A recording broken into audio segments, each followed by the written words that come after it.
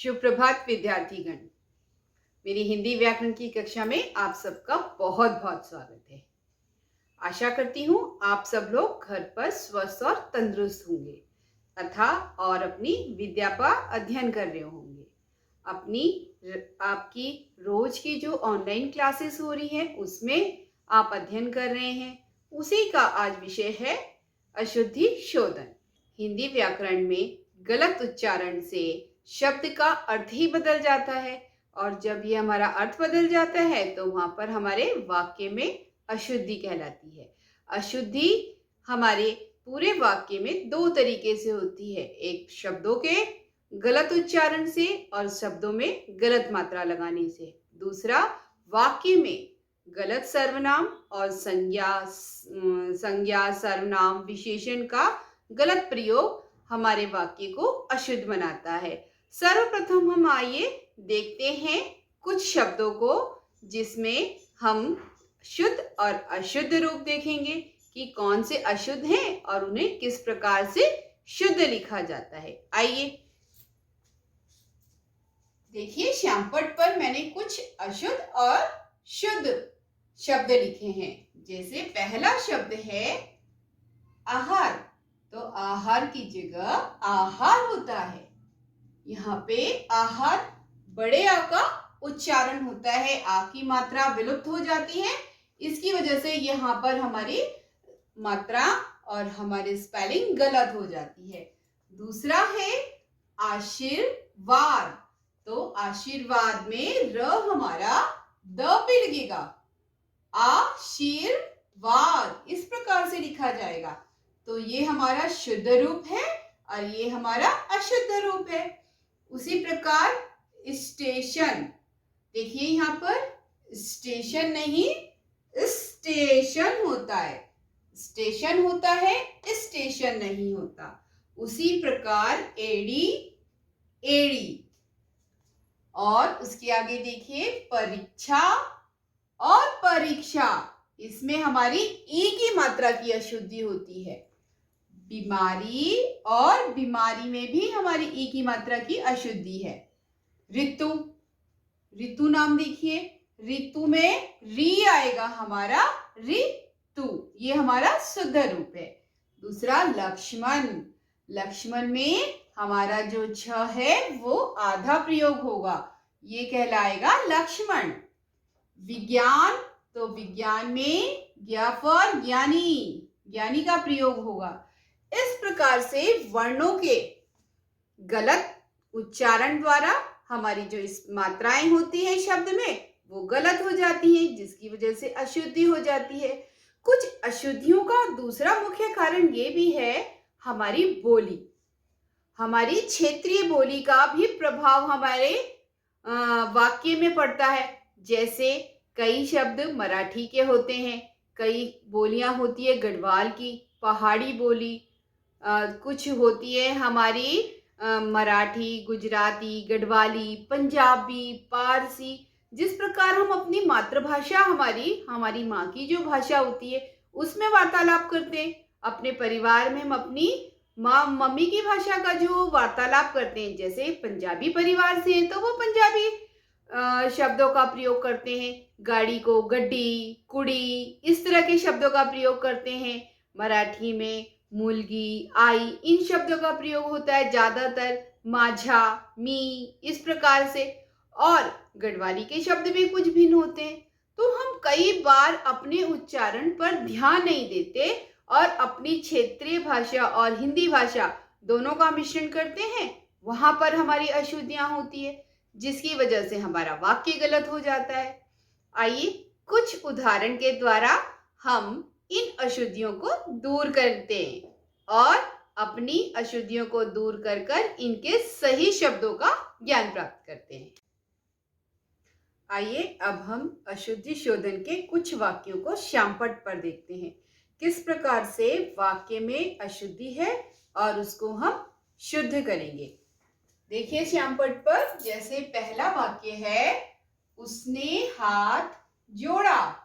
अब यहाँ पर देखिए उसने हाथ जोड़ा, जोड़ा में वचन की गलती है, क्योंकि हमें पता है एक वचन एक वस्तु के लिए हम एक वचन का प्रयोग करते हैं और एक से अधिक वस्तुओं के लिए हम बहुवचन का। तो हाथ कितने होते हैं? 2 होते हैं और हाथ जोड़े हैं। ठीक है, कभी भी हाथ जोड़ा नहीं बोलते, हम वाक्य को शुद्ध रूप में बोलते हैं तो उसने हाथ जोड़े। तो यहाँ पर हमारी अशुद्धि जोड़ा है जिसे हम शुद्ध करेंगे।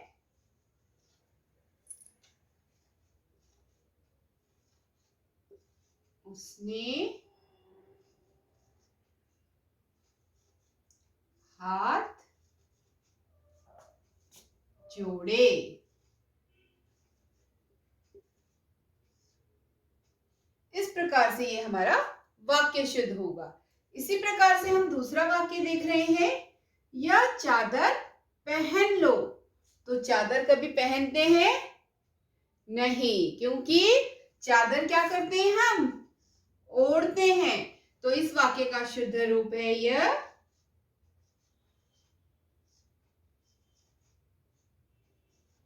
चादर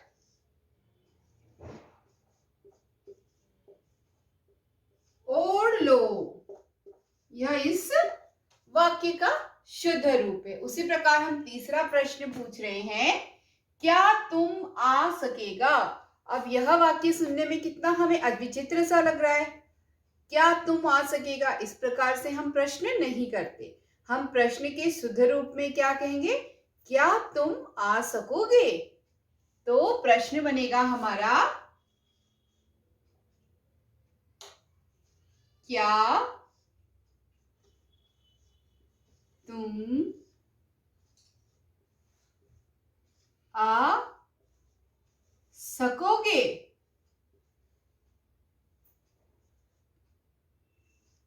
तो यहाँ पर क्या हुआ? प्रश्नवाचक चिन्ह, सकेगा की जगह हमने सकोगे। क्या तुम आ सकोगे? इस प्रकार से हम प्रश्न पूछेंगे। उसी प्रकार से हमारा चौथा वाक्य है, ठंडा हवा चल रही है। ठंडा हवा चल रही है, इस वाक्य में भी गलती हमारी मात्रा की है। यहाँ पर होगा ठंडी हवा चल रही है। ठंडी हवा चल रही है। देखा आप लोगों ने कि किस प्रकार से वाक्य में ई उ की मात्राओं की वजह से हमारी वर्तनी गलत हो जाती है, तो हम उसका उच्चारण भी गलत करते हैं और हमारी वर्तनी भी गलत हो जाती है। तो इन्हीं वाक्यों को हम शुद्ध करते हैं। कई बार वाक्यों में अशुद्धि के अन्य कारण भी होते हैं, जैसे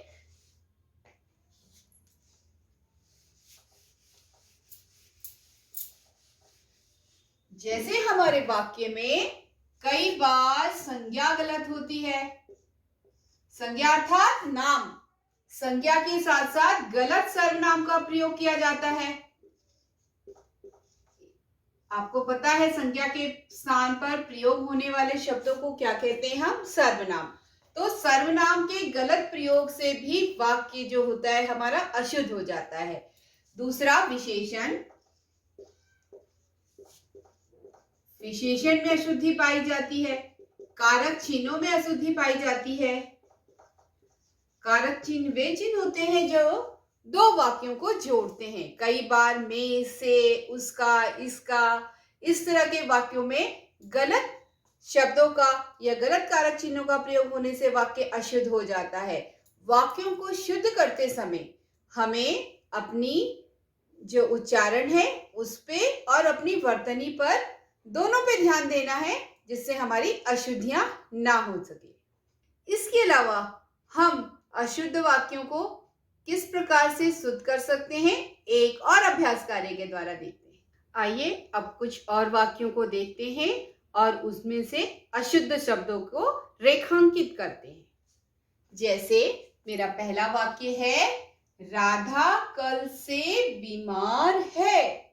यहाँ पर आप देखिए कौन सा शब्द गलत है हमारा?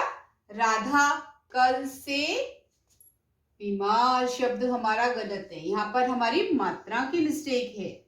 यहाँ पर देखेंगे बीमार हम इस तरह से लिखेंगे, बीमार। ठीक है, दूसरा, मैंने अध्यापिका से क्षमा मांगी। यहाँ पर देखिए क्षमा लिखा हुआ है। क्षमा इस प्रकार से नहीं लिखते, क्षमा के लिए हम छ का प्रयोग करते हैं, क्षमा। और तीसरा वाक्य, अगले सप्ताह हमारी परीक्षा है। तो परीक्षा शब्द यहाँ पर गलत है, परीक्षा शब्द यहाँ पर गलत है। और चौथा वाक्य हमारा, निर्दोष को सजा मत दो। तो यहाँ पर कौन सी मात्रा गलत है? यहाँ पर निर्दोष श गलत है, निर्दोष। इस प्रकार से हम अपने वाक्यों में अशुद्ध शब्दों को देखेंगे और उन्हें शुद्ध करेंगे। आज हमने कुछ अशुद्ध शब्दों को शुद्ध रूप में करना सीखा।